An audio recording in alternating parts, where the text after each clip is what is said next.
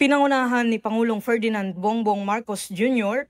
ngayong Martes, August 12, 2025, ang pagdiriwang ng 124th Police Service Anniversary sa Camp Brigadier General Rafael T. Crame na may temang pulisya, bantayog ng bayang matatag.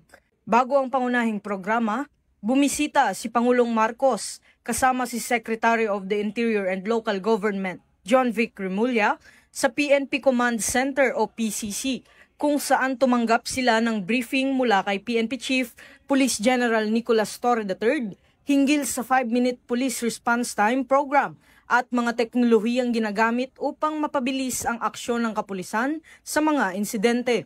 Kabilang sa ipinakitang demonstrasyon ang aktwal na pagtugon ng mga pulis sa mga naitalagang sitwasyon.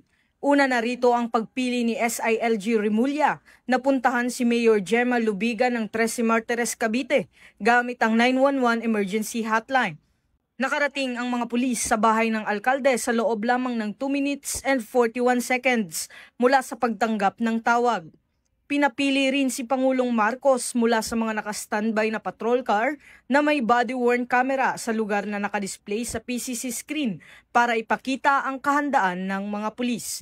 Ipinakita rin ni PNP Chief Police General Nicolas Torre III ang ilang video ng matagumpay na operasyon gamit ang mga drone at body-worn cameras, kabilang na ang mga insidente sa Panabo City. Aniya, sa kasalukuyan ay 800 sa kabuuang 2,696 body-worn cameras ng PNP ang may kakayahang mag-live stream, habang ang iba ay ginagamit sa pag-recording.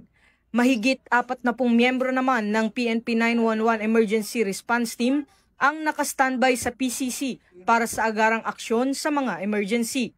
Ang taunang pagdiriwang ay nagsilbing pagkakataon upang bigyang pugay ang mga natatanging pulis at unit na patuloy na naglilingkod ng buong husay at upang ipakita ang kahandaan ng PNP na magbigay ng mabilis at makabagong serbisyo sa sambayanang Pilipino.